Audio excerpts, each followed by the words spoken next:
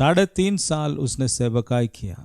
वो 3.5 साल के यीशु मसीह का जो सेवकाई था, वही सेवकाई का अंदर में जो बोला हुआ वचन जो है, वही मैं और आप जो क्रिश्चियन है, मसीह है, फॉलो करता है। देखेंगे तो बहुत बड़ा बाइबल है। 3.5 साल का सेवकाई में यीशु मसीह ने सारे चीज़ को बता दिया है। क्या क्या बता दिया, मैं ब्रीफली अभी बोल के जा रहा हूँ। पहले परमेश्वर का, पिता का परिचय दिया है। पिता क्या है, कौन है, कैसे है, उसने बताया। उसके लिए ये एक वचन जस्ट पढ़िए, यूहन्ना 4 उसका 23 और 24 पढ़िए। परंतु वो समय आ रहा है, वरन आ गया है, जब सच्चे आराधक पिता की आराधना आत्मा और सच्चाई से करेंगे, क्योंकि पिता अपने लिए ऐसे ही आराधक चाहता है। परमेश्वर आत्मा है और अवश्य है कि उसके आराधक आत्मा और सच्चाई से उसकी आराधना करें। यूहन्ना 4:23 और 24 मनुष्य का जो भक्ति करने का जो तरीका है, उसको पूरा वैश आउट कर दिया, नया सिरे में ला दिया। उस दिन तक लोग 20 वाक्य को पढ़िए। हमारे पूर्वजों ने इस पर्वत पर आराधना की और तुम कहते हो कि यरूशलेम ही वो स्थान है जहाँ मनुष्यों को आराधना करनी है। यही उसका सिस्टम था उस समय। हमारे पूर्वजों ने इस पर्वत पर आराधना की।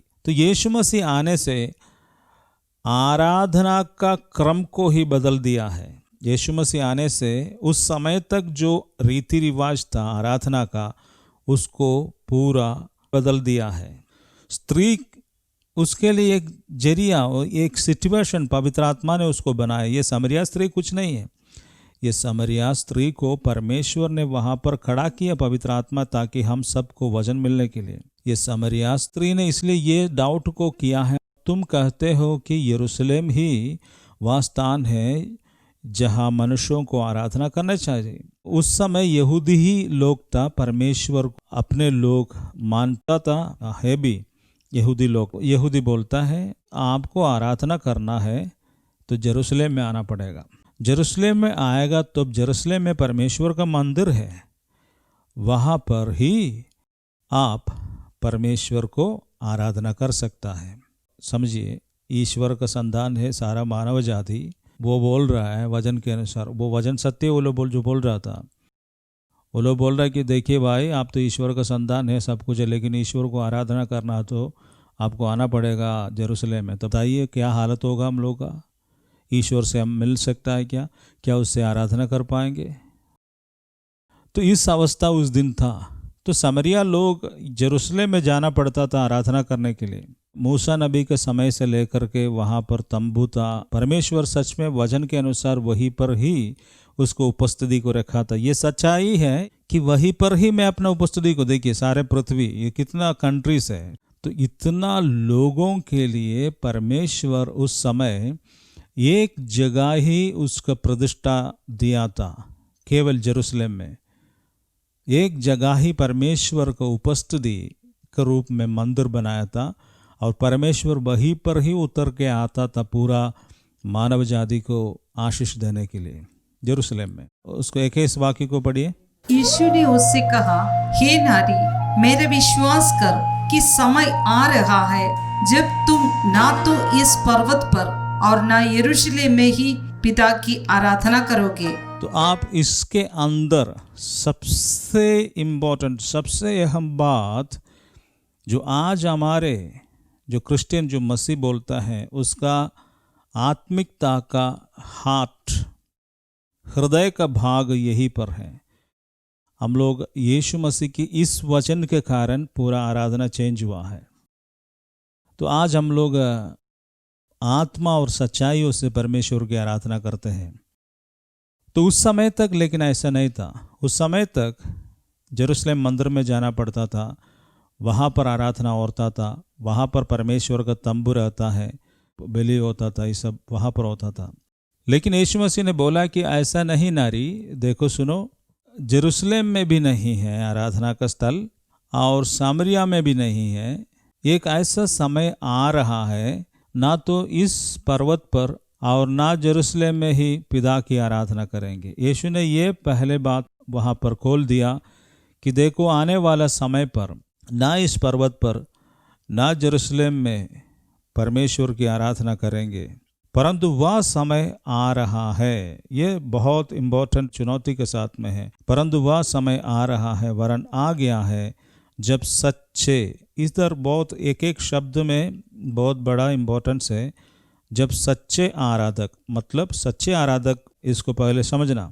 आराधना में सच्चाई का आराधना और झूठ का आराधना भी है। तो यहाँ बोल रहे हैं और सच्चे आराधक पिता की आराधना आत्मा और सच्चाई से करेंगे। इधर दो चीज़ उसने बोला है, आत्मा और सच्चाई। दो चीज़ बोला, आत्मा और सच्चाई से करेंगे। आत्मा मीन्स पवित्र आत्मा के द्वारा, सच्चाई मीन्स यीशु मसीह के द्वारा। पवित्र आत्मा के द्वारा यीशु का नाम में पिता की आराधना करेंगे। आज हम लोग कैसे करते हैं? हम लोग पवित्र आत्मा के शक्ति से आराधना करता है, परंतु हम किसके नाम पर आराधना करता है? यीशु मसीह के नाम से हम परमेश्वर की आराधना करते हैं। यही यहाँ पर बोला है, ठीक है। इसके बाद में एक इम्पोर्टेंट चीज़ भी बोला है, ऐसा ही आराधक परमेश्वर चाहता है। 24, परमेश्वर आत्मा है और अवश्य है कि उसके आराधक आत्मा और सच्चाइयों से उसकी आराधना। ये सबसे इम्पोर्टेंट वर्ड है, परमेश्वर आत्मा है। God is spirit. हालेलुया। सबसे बड़ा रेवलेशन मसीह जीवन का, हमारा, मेरा और आपका सबसे बड़ा प्रकटीकरण यही है, ईश्वर आत्मा है। God is spirit. इसी में सारा बात बनता है। सृष्टियों में से कोई वस्तु नहीं है। यहाँ पर यीशु ने प्रकट किया है, परमेश्वर आत्मा है, ईश्वर आत्मा है। तो फिर तो हम ईश्वर को कैसे बनाएंगे जी? आत्मा को कभी बना सकता है? आत्मा को कोई बना सकता है? आज हम यीशु मसीह के नाम पर विश्वास करके आराधना करते हैं, गीत उठाते हैं, हम लोग आत्मा से गीत गाता है, प्रभु को देखता है विश्वास से, यीशु मसीह के नाम से हम आराधना चढ़ाता है। हमारा आराधना इसलिए सीधे स्वर्ग में जाता है, वहाँ से सीधे चंगाई भी आता है। हालेलुया। ये जो प्रकटीकरण, रेवलेशन जो बोलता है, ये सबसे बड़ा रेवलेशन था। पूरा दुनिया को दो भाग कर दिया है। तो उस समय यीशु मसीह का ये प्रकटीकरण, ये रेवलेशन, ये एक रेवलेशन क्या है? प्रकटीकरण। रेवलेशन का मतलब वो होता है किसी भी चीज़ का पर्दा खोल के बाहर आना। ये रिमोट इसके पीछे है, ठीक है। तो आपको मैं बोल रहा हूँ, रिमोट है मेरा ये किताब के पीछे, लेकिन आप इस रिमोट को नहीं देख रहे हैं, लेकिन रिमोट इधर है, ये सत्य है। अचानक ये जो चीज़ है मेरे सामने, जो रिमोट को ढका हुआ है, ढक्कन, ये ऐसे हो जा रहा है, ऐसे हो जा रहा है। तो आपने रिमोट को देख लिया है। इसको कहता है रेवलेशन, प्रकटीकरण। वो नया सृष्टि नहीं है, नया चीज़ नहीं उत्पन्न होता है। प्रकटीकरण मीन्स पहले से ही रहता है, वो हमको बुद्धि में प्रकट होना, बुद्धि में प्रकाश देना उस विषय में, उसको कहता है प्रकटीकरण। बुद्धि प्रकाश होना है बुद्धि में, इस विषय में। ये हमारा बुद्धि में एक होता था, उसको वैश आउट करके यीशु मसीह का ये जो प्रकटीकरण है हमारा अंदर में प्रकाशित हो गया। ईश्वर आत्मा है और उससे आत्मा सच्चाई से आराधना करना है। तो ये जो रेवलेशन है, ये यीशु मसीह का 3.5 साल का सेवकाई में ये प्रकट हुआ था। यीशु मसीह ने क्या प्रकट किया है? परमेश्वर को प्रकट किया है। यीशु मसीह किसको प्रकट किया है? हमेशा बाइबल पढ़कर देखिएगा, यीशु मसीह परमेश्वर पिता को प्रकट करने के लिए कोशिश किया है। उसने बोला कई बार, मैं इसलिए आया हूँ पिता को महिमाविंद करने के लिए। यीशु मसीह ने लोगों को ये चीज़ बताने के लिए कोशिश किया है कि देयर इज ए गॉड, वो एक ईश्वर है। वो चीज़ बताने के लिए यीशु मसीह ने आया। तुम लोग नहीं डाउटफुल होना है, तुम लोग कभी डिस्टर्ब नहीं होना है। There is a god, he is living god. एक परमेश्वर है, वो जीवित है, वो बताने के लिए यीशु ने आया है। वो आत्मा है, ईश्वर के रूप को तुम नहीं देखा, इसलिए कई बार यीशु ने बाइबल में बोला है ईश्वर को किसी ने नहीं देखा है। आपको मालूम, यीशु मसीह को लोग देखा है, परंतु परमेश्वर पिता को कोई नहीं देखा। ये सच्चाई को मालूम होना आपको। यीशु मसीह शरीर में प्रकट हुआ है, शारीरिक रूप में परमेश्वर का प्रतिरूप को आपने देखा, परंतु ईश्वर जो सर्वशक्तिमान परमेश्वर का ओरिजिनलिटी को मैं और आप नहीं देखा है, नहीं देख सकता, क्योंकि गॉड इज स्पिरिट। देखिएगा, आप जो सूरज को देख रहा है, सूरज के सामने आकर के आप 12 बजे ऊपर देखिएगा तो आपको 2 मिनट में आपका आंख बल्ब हो जाएगा, फीस हो जाएगा। तो ये जो सूरज को बनाने वाला परमेश्वर के एक सृष्टियों में से ये केवल एक सृष्टि है ये सूरज।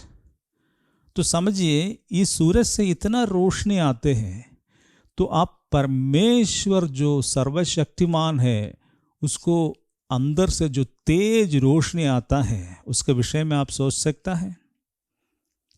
आप कभी भी उसको आंखें उठा करके शारीरिक आंखों से नहीं देख पाएंगे। महान, देखिए इतना बड़ा गैलेक्सी को उसको बनाया है, अनेक ग्रहों को बनाया है, इतना बड़ा मतलब यूनिवर्स को, भूमंडल को उसने बनाया है। उस महान परमेश्वर को आप कैसे देख सकते हैं अपने आंखों से? यीशु मसीह मनुष्य बना इसलिए हम देखा है। वो परमेश्वर को प्रकट करने के लिए परमेश्वर ही पुत्र का रूप में शरीर में आया, परंतु जीवित परमेश्वर का ओरिजिनल रूप को हम लोग नहीं देखा, वो मरने से देखेगा। जब हम मरेंगे, मैं और आप स्वर्ग पहुंचेंगे, तो ये जो परमेश्वर है आज हम बाइबल के द्वारा सीख लिया, समझ लिया, जो जीवित आत्मा रूपी परमेश्वर जो सिंहासन में बैठता है, आत्मिक दुनिया में है, हम और आप शरीर की दुनिया में है। वो आत्मिक दुनिया का परमेश्वर को शरीर की दुनिया में रहने वाला मनुष्यों को प्रकट करने के लिए यीशु मसीह इस दुनिया में आया है। ये एक परमेश्वर है, तुमको सृष्टि करने वाला, ये जगत को सृष्टि करने वाला, पेड़ों को बनाने वाला, पौधों को बनाने वाला, नदी को बनाने वाला, सूरज को बनाने वाला, चंद्रमा को बनाने वाला, तारों को बनाने वाला, पूरा भूमंड को बनाने वाला, पक्षियों को रेंगने वाले, उड़ने वाले, समुद्र में तैरने वाले, हर जीव जंतुओं को बनाने वाला एक परमेश्वर है। डोंट मेक मिस्टेक, आप गलतियों को ना करें। कृपा करके आप अटेंशन में आइए, मेरे और ध्यान दीजिए। गॉड इज स्पिरिट, परमेश्वर आत्मा है, वो आपके अंदर में निवास करता है।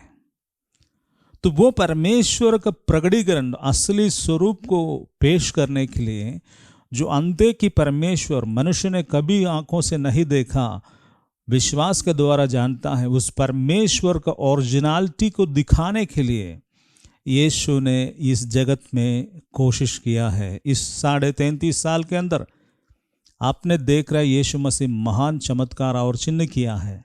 अंधों को आंखें दिया। कई बार बाइबल में बोला है, अरे ये तो कभी आज तक दुनिया में हमने नहीं देखा, कोई अंधा जन्म से है, उसको रोशनी मिला है, यीशु ने इसको रोशनी दे दिया है। ये क्या परमेश्वर है क्या? लोगों ने ऐसे पूछा। लंगड़ों को चलने दिया, गूंगों को बोलने दिया, 5 रोटियां और 2 मछली को निकाल करके उसको 5000 पुरुषों को, उसके साथ स्त्रियों को, बच्चों को खिला दिया। 5 रोटी 2 मछली में कौन मैजिशियन इस कर सकता है? मैजिक होने से पेट में नहीं न जाएगा। मैजिशियन तो स्टेज में मैजिक करता है, लेकिन तो लोग पेट भर के खाया, उसके बाद में 12 टोकरी भर करके घर भी ले गया। तो ये ऐसे चिन्ह और चमत्कार जो अलौकिक दुनिया से, उस दुनिया से नेचुरल लाइफ में उस मिरेकल्स को लेके, चमत्कार को लेके आने के लिए जिसके पास शक्ति है, उसको ईश्वर नहीं तो क्या कहेंगे? हालेलुया। कितने मृतक लोगों को यीशु मसीह ने जिलाया।